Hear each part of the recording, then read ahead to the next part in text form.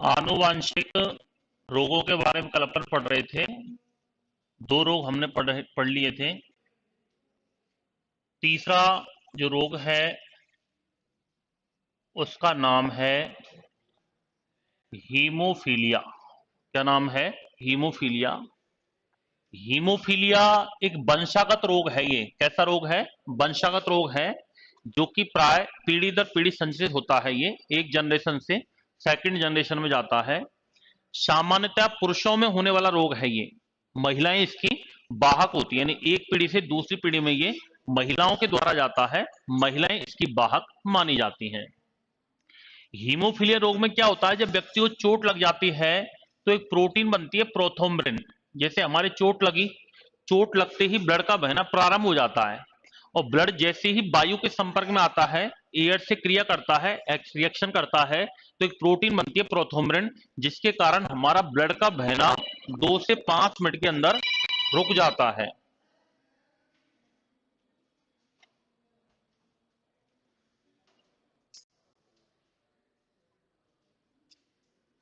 हम्म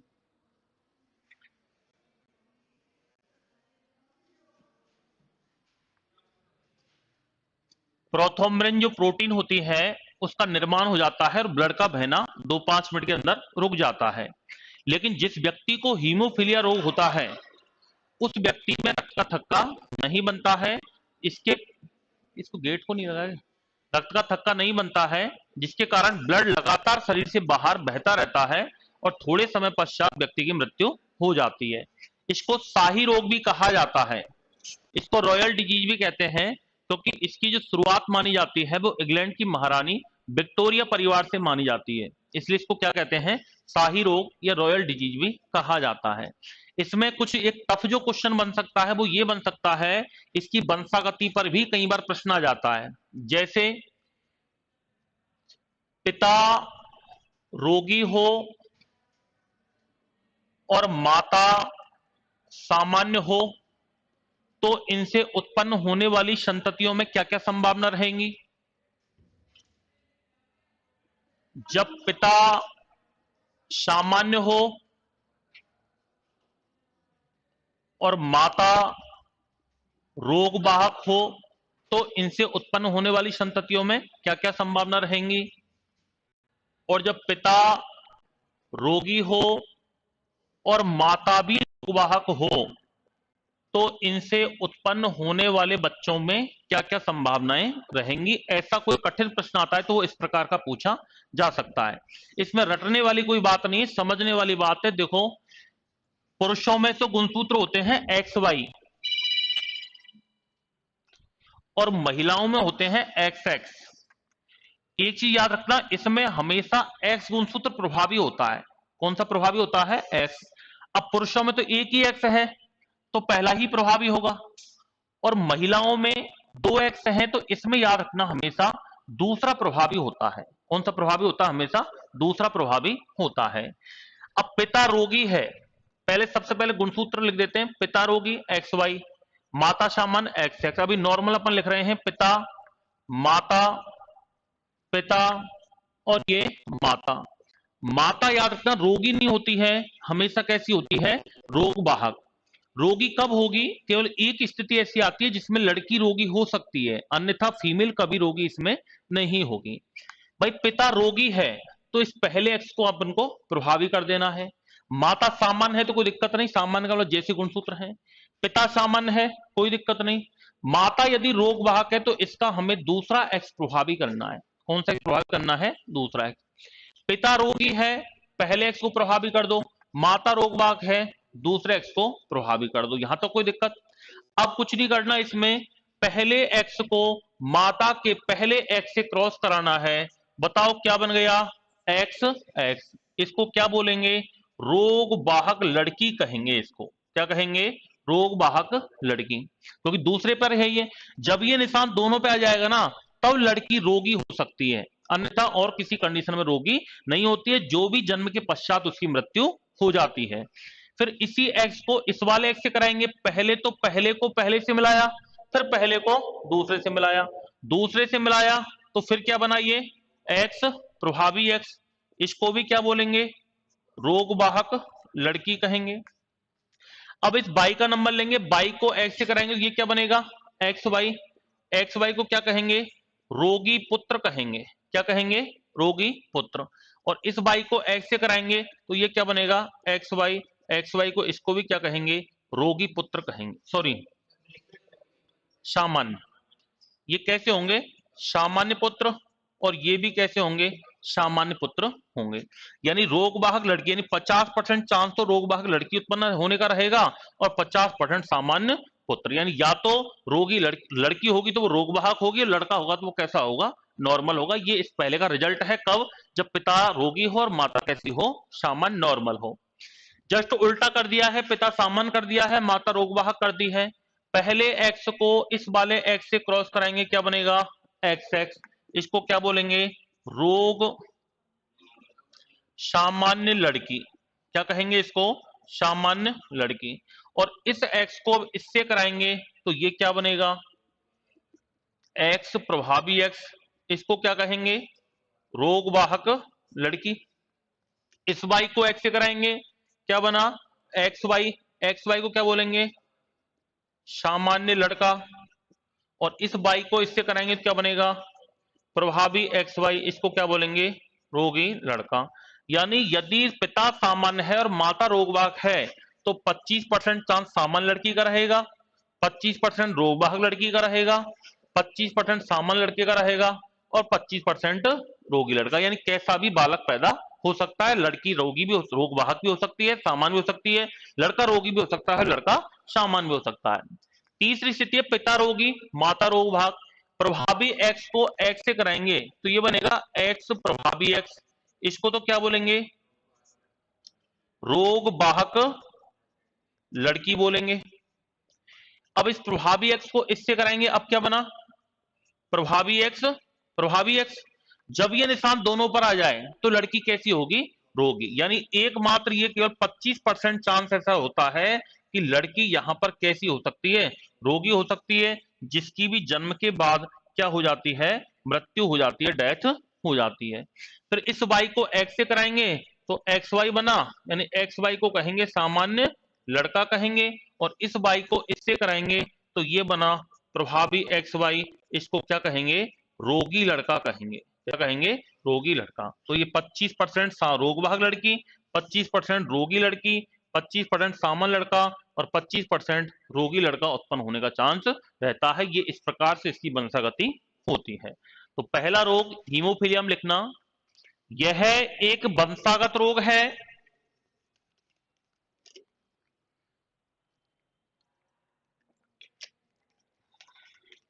यह एक वंशागत रोग है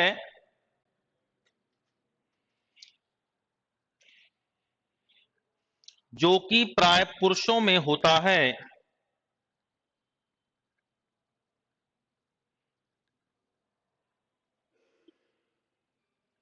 जो कि प्राय पुरुषों में होता है तथा महिलाएं इसकी वाहक होती हैं। तथा महिलाएं इसकी वाहक होती हैं।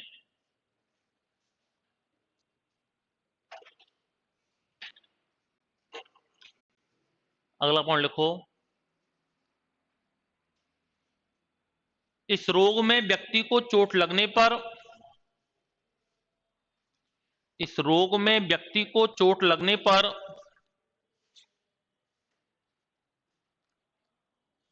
रक्त का थक्का नहीं बनता है। इस रोग में व्यक्ति को चोट लगने पर रक्त का थक्का नहीं बनता है। रक्त का थक्का नहीं बनता है। ब्लड क्लॉट नहीं हो पाता है। अगला पॉइंट लिखो, यह विटामिन के की कमी से माना जाता है। यह विटामिन के की कमी से माना जाता है।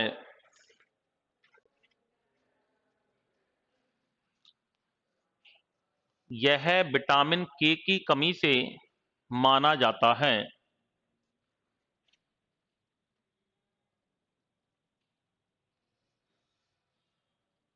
अगला पॉइंट लिखो, इसे शाही रोग भी कहा जाता है। इसे शाही रोग भी कहा जाता है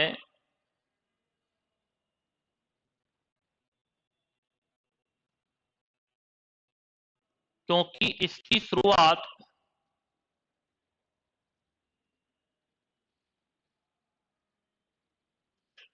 क्योंकि इसकी शुरुआत विक्टोरिया परिवार से मानी जाती है।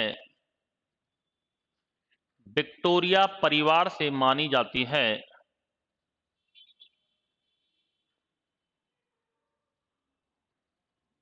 विक्टोरिया परिवार से मानी जाती है।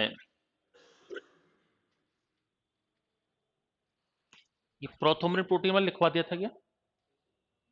अगला पॉइंट लिखो, इसमें व्यक्ति को चोट लगने पर इसमें व्यक्ति को चोट लगने पर प्रोथोम्बिन प्रोटीन का निर्माण प्रोथोम्बिन प्रोटीन का निर्माण नहीं हो पाता है।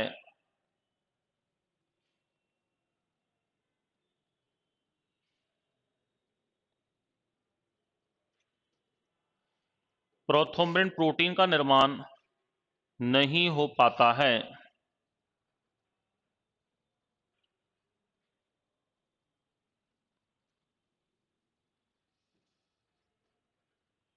प्रोथोम्बिन प्रोटीन का निर्माण नहीं हो पाता है।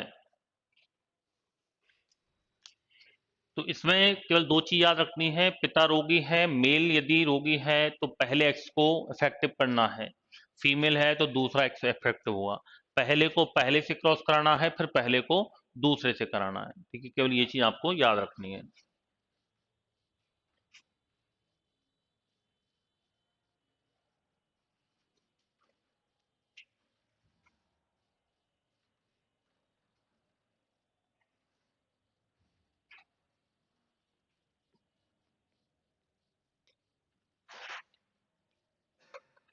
नीचे लिखो, हीमोफीलिया दो प्रकार का होता है।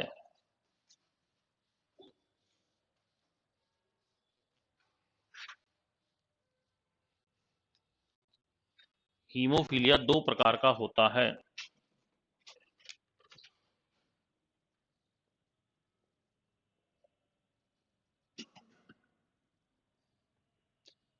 पहला लिखो हीमोफीलिया ए।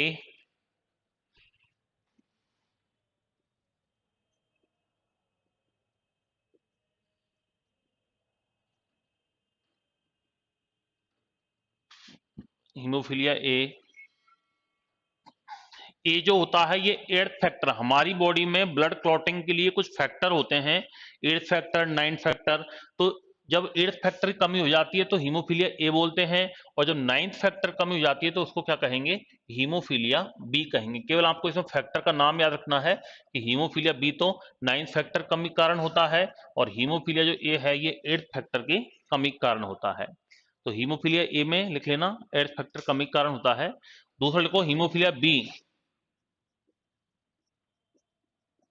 नाइन्थ फैक्टर की कमी के कारण होता है।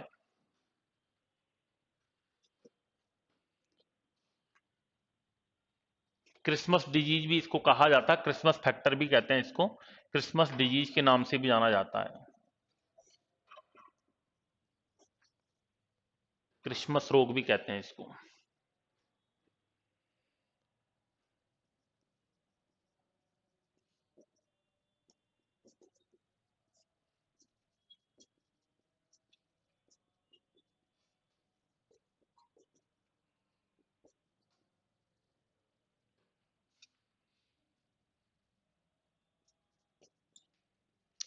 ये कुछ सिंड्रोम होते हैं इसमें।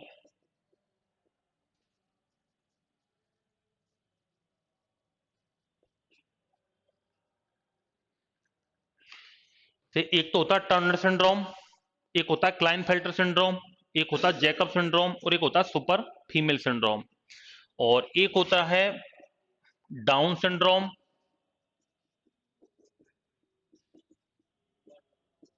एक होता है एडवर्ड सिंड्रोम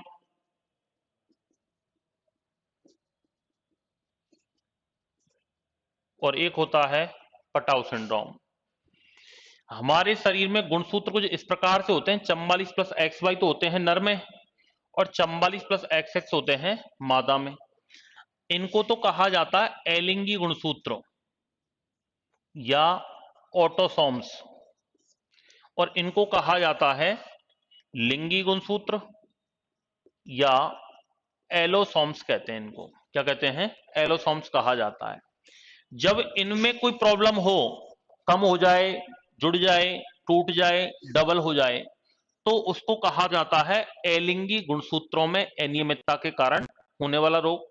इरेगुलरिटी आ जाती है किसके अंदर? ऑटोसोम्स के अंदर।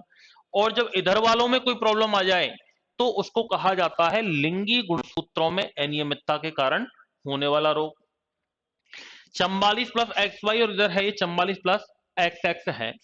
ये जो तीनों लिखे हुए हैं ना, ये तो हैं एलिंगी गुणसूत्रों में अनियमितता के कारण, और ये जो चार हैं ये हैं लिंगी गुणसूत्रों में अनियमितता के कारण।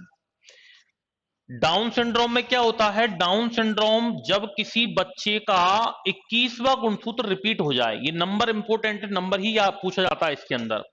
जब किसी बच्चे का 21वां गुणसूत्र रिपीट हो जाए, अब रिपीट होगा तो 46 के स्थान पर कितने हो जाएंगे? 47। और 47 होने पर क्या होता है? ऐसे बच्चों को डाउन सिंड्रोम कहते हैं। ये down, Edward, Patau, Turner, Klinefelter, Jacob, ये सारे क्या है? ये वैज्ञानिकों के नाम है। इन्होंने इनके बारे में बताया था, इसलिए इस आधार पर इनका नाम रखा गया। इसका कोई विशेष मतलब नहीं है कि डाउन का मतलब क्या होता है, एडवर्ड का मतलब क्या होता है। ये तो वैज्ञानिकों के नाम है, जिसने बताया था उसी के नाम के आधार पर बता दिया। डाउन सिंड्रोम में क्या होता है? इनको मंगोलिज्म भी कहा जाता है या इनको मंगोलियाई मूर्ख कहा जाता है। इनको क्या कहते हैं? मंगोलियाई मूर्ख कहते हैं इनको। इनका चेहरा चांद जैसा गोल होता है इन बच्चों का, आंखें थोड़ी दूर दूर स्थित होती हैं, नाक थोड़ी चपटी होती है, होठ थोड़े मोटे होते हैं, और ये इस प्रकार से मतलब कि बाल जो होते हैं वो थोड़े दूर दूर, मतलब अजीब से बच्चे दिखाई देते हैं। और ललाट इनका थोड़ा इस प्रकार चपटा टाइप का होता है, धसा हुआ सा होता है। ये मंद बुद्धि वाले होते हैं। ये कैसे होते हैं? मंद बुद्धि वाले। इनको कहा जाता है डाउन सिंड्रोम। क्या कहते हैं? Down syndrome. एडवर्ड सिंड्रोम जो होता है ये 18वें, मेनली नंबर याद रखना है, 18वें एलिंगी यानी ऑटोसोम्स, 18वें ऑटोसोमल जो इरेगुलरिटी है उसके कारण एडवर्ड सिंड्रोम होता है। और इसमें भी गुणसूत्रों की संख्या 46 के स्थान पर कितनी हो जाती है? 47 हो जाती है। और एडवर्ड सिंड्रोम जो होता है, ऐसे बच्चे भी मानसिक अनियमितताओं वाले होते हैं, ये भी मंदबुद्धि वाले होते हैं। और पटाउ सिंड्रोम, ये पटाउ सिंड्रोम जो होता है ये 13वें गुणसूत्र की पुनरावृत्ति के कारण होता है। 13वें गुणसूत्र की पुनरावृत्ति के कारण होता है। ऐसे बच्चों में जन्म से ही हार्ट तथा ब्लड सर्कुलेशन से संबंधित विकार पैदा हो जाते हैं, जिसके कारण ऐसे बच्चों की मृत्यु लगभग 3 महीने में ही हो जाती है। जन्म के 3 महीने तक हो जाती है, उनको पटाउ सिंड्रोम कहा जाता है। तो नंबर याद रखना है, पटाउ में है 13वां, एडवर्ड में है 18वां और डाउन में है 21वां। ये तीनों ही एलिंगी हैं, जबकि ये चारों क्या है? लिंगी हैं। तो पहले इनको लिख लो, हेडिंग डालो डाउन। ये लिख लिया था क्या आपने? तो लिखो डाउन सिंड्रोम। Down syndrome.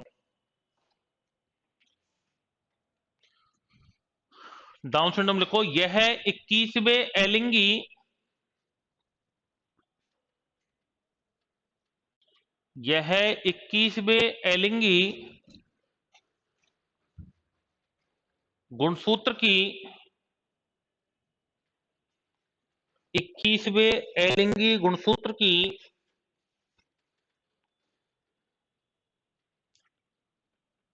पुनरावृत्ति के कारण होता है। पुनरावृत्ति, रिपीटेशन, पुनरावृत्ति के कारण होता है।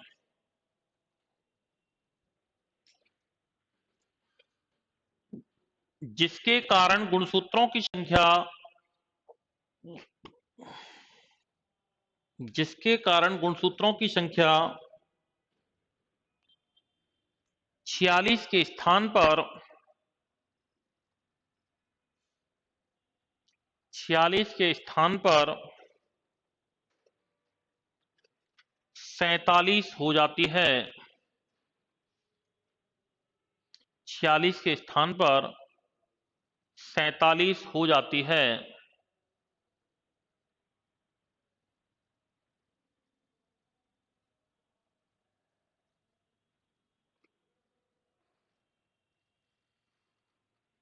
सैतालीस हो जाती है।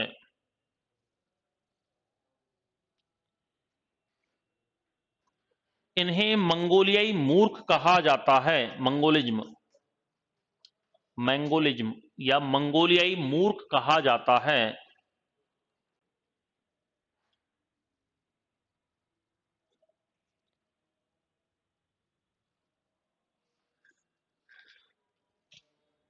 ऐसे बच्चों का चेहरा, ऐसे बच्चों का चेहरा चांद जैसा गोल, चांद जैसा गोल, ललाट चपटा,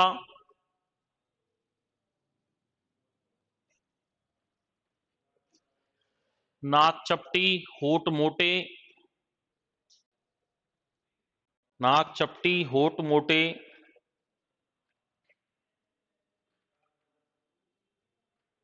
आदि लक्षणों वाला होता है।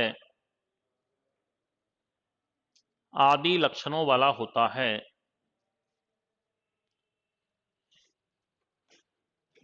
ये मंद बुद्धि वाले होते हैं।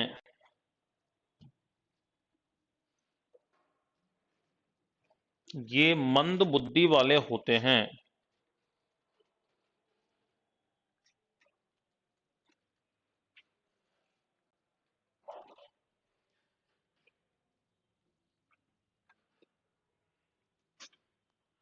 अगला लिखो एडवर्ड सिंड्रोम।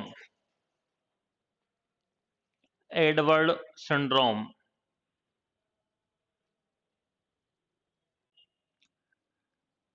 Edward syndrome.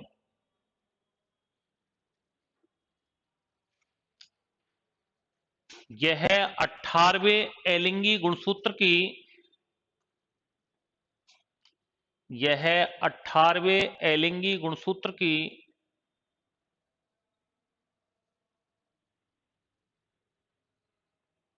पुनरावृत्ति के कारण होता है। 18वें एलिंगी गुणसूत्र की पुनरावृत्ति के कारण होता है,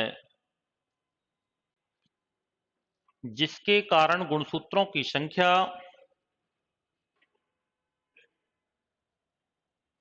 जिसके कारण गुणसूत्रों की संख्या 46 के स्थान पर,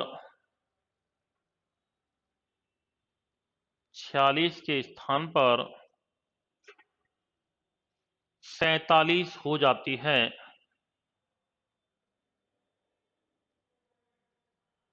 47 हो जाती है। ऐसे बच्चे मानसिक अनियमितताओं वाले होते हैं। ऐसे बच्चे मानसिक अनियमितताओं वाले होते हैं।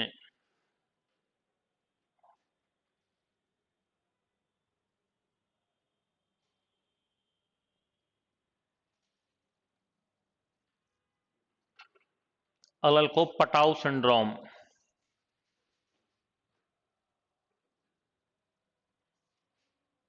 पटाउ सिंड्रोम, यही कहते हैं। क्या लिखा हुआ इसमें? पटाउ, यही तो साइंटिस्ट नेम। पटाउ सिंड्रोम लिखना। यह 13वें एलिंगी गुणसूत्र की 13 ऑटोसोमल क्रोमोसोम, 13वें एलिंगी गुणसूत्र की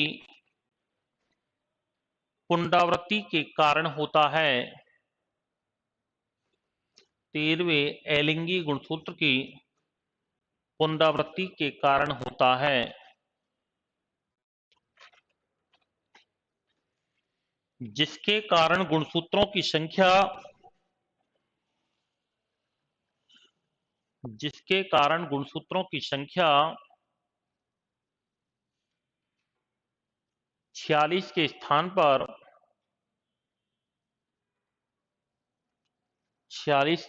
पर 47 हो जाती है। 47 हो जाती है। ऐसे बच्चों में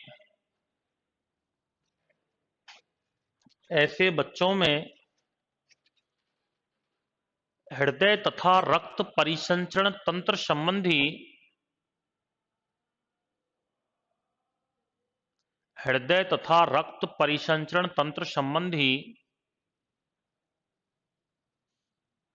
विकार पैदा हो जाते हैं।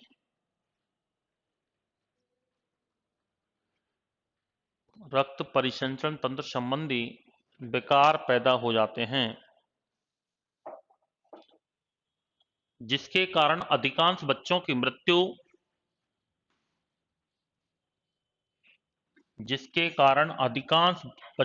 मृत्यु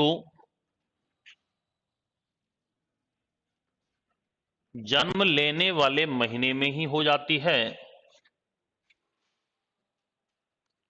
जन्म लेने वाले महीने में ही हो जाती है।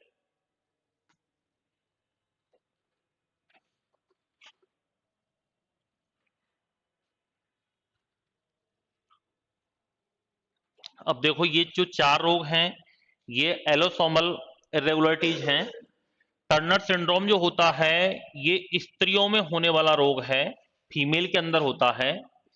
फीमेल में गुणसूत्र होने चाहिए 44 प्लस XX, लेकिन इसमें एक X गुणसूत्र कम हो जाता है, जिसके कारण ये रह जाते हैं 44 प्लस X0, यानी टोटल 46 के स्थान पर कितने रह गए, 45 रह गए।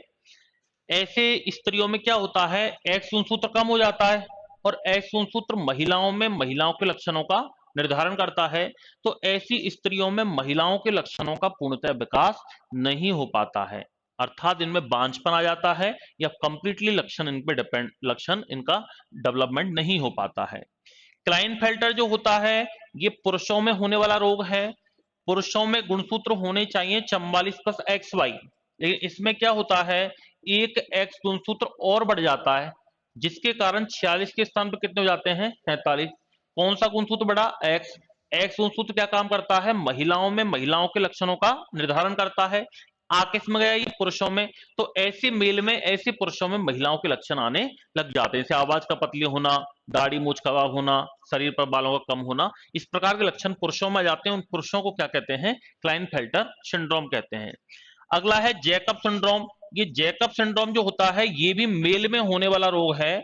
और जैकब सिंड्रोम में क्या होता है, वैसे गुणसूत्र तो होते हैं मेल के अंदर 44 प्लस XY, इसमें क्या होता है कि एक बाई गुणसूत्र और बढ़ जाता है, तो ये हो गया 44 प्लस XY, ये टोटल ये कितने हो गए, 47। और बाई गुणसूत्र जो होता है इसके कारण ऐसे पुरुष अत्यधिक क्रोधी स्वभाव के होते हैं, अत्यधिक क्रोधी प्रवृत्ति के होते हैं, इनको जैकब सिंड्रोम या इनको आपराधिक सिंड्रोम भी कहा जाता है। क्रिमिनल सिंड्रोम भी इनको कहते हैं। क्या कहते हैं, क्रिमिनल सिंड्रोम किसको कहा जाता है, जैकब को। यानी ये अत्यधिक खूंखार प्रवृत्ति के होते हैं, क्रोधी स्वभाव के होते हैं। और सुपर फीमेल सिंड्रोम ये महिलाओं में होने वाला रोग है। महिलाओं में गुणसूत्र होने चाहिए 44 प्लस XX, इसमें क्या होता है, एक X गुणसूत्र और बढ़ जाता है, 44 प्लस XXX, यानी टोटल 47 हो जाते हैं। और ऐसी महिलाएं एक X गुणसूत्र बढ़ने के कारण अत्यधिक जननशील प्रवृत्ति की होती है, रिप्रोडक्शन क्षमता उनमें ज्यादा होती है, बच्चों को जन्म देने की क्षमता ज्यादा होती है, उनको क्या कहा जाता है, सुपर फीमेल सिंड्रोम कहा जाता है। तो चारों लिंगी गुणसूत्रों में अनियमितता के कारण होने वाले रोग हैं। तो अगला लिखेंगे आप टर्नर सिंड्रोम। एक मिनट रुक जाओ, वो लिंगी गुणसूत्र वाले एलिंगी वाले लिखे थे पहले आपने तीनों। एक एलिंगी में एक रोग और आता है ल्यूकेमिया, ठीक है, या इसको WBC का कैंसर भी कहा जाता है। ल्यूकेमिया जो रोग होता है ये कब होता है, जब किसी व्यक्ति का 22वां एलिंगी गुणसूत्र टूटकर, जब किसी व्यक्ति का 22वां एलिंगी गुणसूत्र टूट करके कहां जाकर जुड़ जाए, 9वें पर जाकर जुड़ जाए। तो ऐसे व्यक्ति में क्या होता है, कैंसर बन जाता है। डब्ल्यूबीसी एकत्रित होकर के ट्यूमर का रूप धारण कर लेती हैं, जिसको डब्ल्यूबीसी का कैंसर या इसको ब्लड कैंसर कहा जाता है। क्या कहते हैं इसको? ब्लड कैंसर कहते हैं। उस रोग को ल्यूकेमिया कहते हैं। तो इसका कारण क्या है? 22वें ऑटोसोम्स के टूटने पर उसका 9वें पर जाकर जुड़ना क्या कहलाता है? ल्यूकेमिया। और एक रोग और होता है एलिंगी में ही, जिसका नाम है क्राइडोकैट, या इसको कहा जाता है मार्जार क्रंदन रोग। क्या कहते हैं? मार्जार क्रंदन रोग। क्राइडोकैट रोग कब होता है? जब किसी बच्चे का पांचवा गुणसूत्र टूटकर, जब किसी बच्चे का पांचवा गुणसूत्र टूट करके कहां जाकर जुड़ जाए? 15वें पर जुड़ जाए। कहां जुड़ जाए? 15वें पर जाकर के जुड़ जाए। जब किसी व्यक्ति का पांचवा गुणसूत्र टूट करके 15वें पर जाकर जुड़ जाए, तो ऐसे बच्चे को क्या होता है? इसका क्राइडोकैट जो होता है, ऐसे बच्चे की रोने की आवाज जो होती है वो बिल्ली के समान सुनाई देती है, जैसे बिल्ली रोती है ना, इस प्रकार से, इसलिए इसको कैट सिंड्रोम कहा जाता है। ऐसे बच्चों का चेहरा बिल्कुल छोटा सा होता है, गोल होता है, आंखें इसी प्रकार से गोल गोल होती हैं, और ये मंद बुद्धि वाले होते हैं। ये कैसे होते हैं? मंद बुद्धि वाले होते हैं। इनकी रोने की आवाज बिल्ली की आवाज जैसी सुनाई देती है, तो उसको क्राइडोकैट सिंड्रोम या मार्जार क्रंदन रोग भी कहा जाता है। दोनों एक साथ ही लिख लो एलिंगी में। अगला लिख लेना ल्यूकेमिया। ल्यूकेमिया, ल्यूकेमिया, ल्यूकेमिया में लिखना। यह रोग 22वें एलिंगी गुणसूत्र के टूटने, यह रोग 22वें एलिंगी गुणसूत्र के टूटने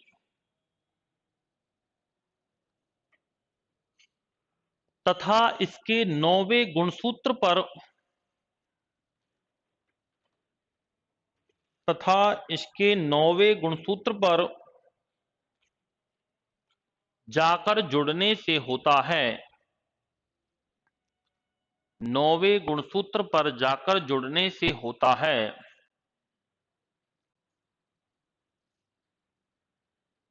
इस रोग में डब्ल्यूबीसी की संख्या बढ़कर,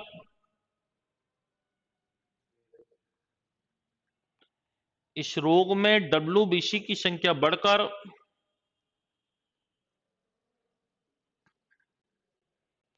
ट्यूमर का निर्माण हो जाता है।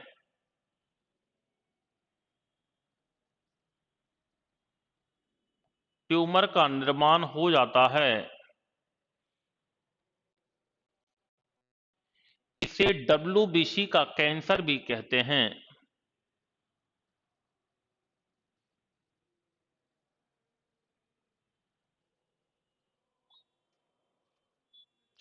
इसे डब्ल्यूबीसी का कैंसर भी कहते हैं। अगला पॉइंट लिखो, क्राइडोकैट या मार्जार क्रंदन रोग। क्राइडोकैट या मार्जार क्रंदन रोग।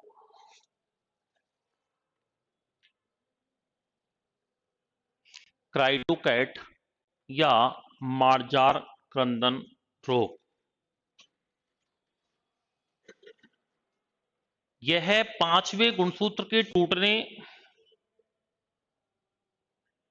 यह पांचवें गुणसूत्र के टूटने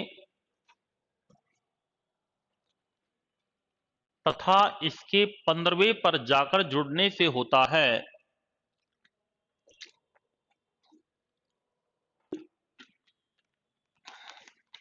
तथा इसके 15वें पर जाकर जुड़ने से होता है।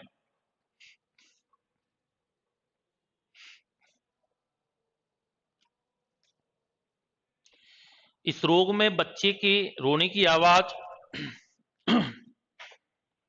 इस रोग में बच्चे के रोने की आवाज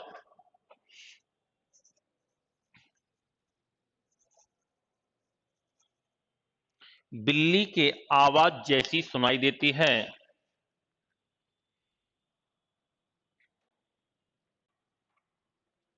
बिल्ली के आवाज जैसी सुनाई देती है। बिल्ली की आवाज जैसी सुनाई देती है। ये बच्चे मंद बुद्धि वाले होते हैं। ये बच्चे मंद बुद्धि वाले होते हैं।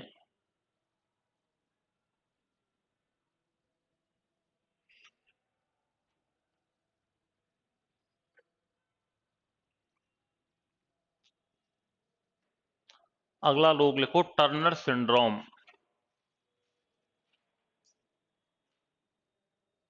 Turner syndrome.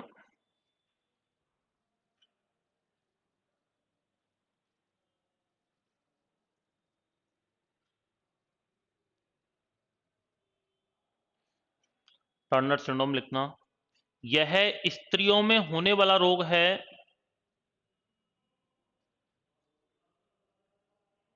यह स्त्रियों में होने वाला रोग है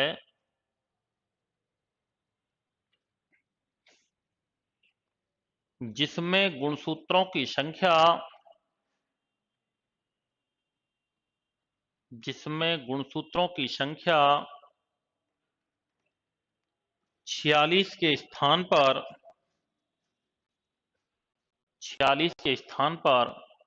45 45 45 ब्रैकेट में लिखना 44 प्लस x0 44 प्लस x0 रह जाती है। ब्रैकेट बंद कर लो। रह जाती है ऐसी महिलाओं में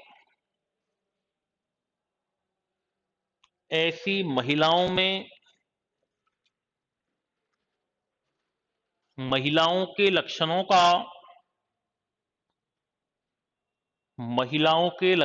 का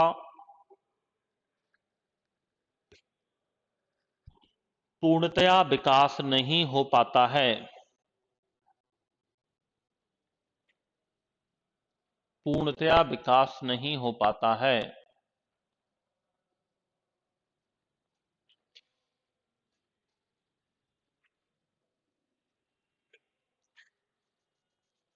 ऐसी महिलाएं बांझ होती हैं। इनफर्टिलिटी आ जाती है इनमें।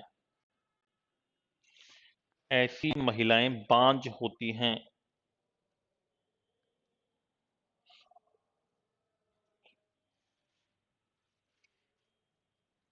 अगला लिखो क्लाइनफेल्टर सिंड्रोम।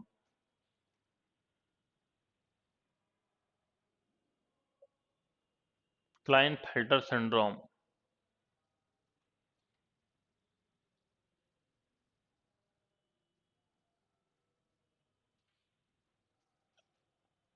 यह पुरुषों में होने वाला रोग है।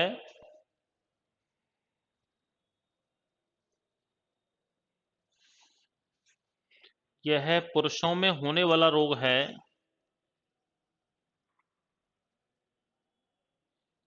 जिसमें गुणसूत्रों की संख्या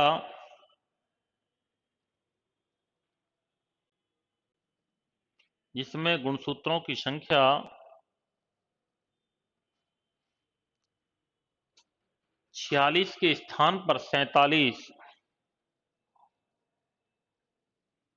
46 के स्थान पर 47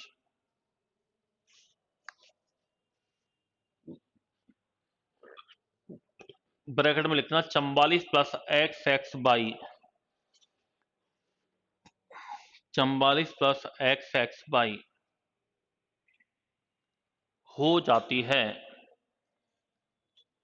हो जाती है। ऐसे पुरुषों में महिलाओं के लक्षणों का विकास होने लग जाता है।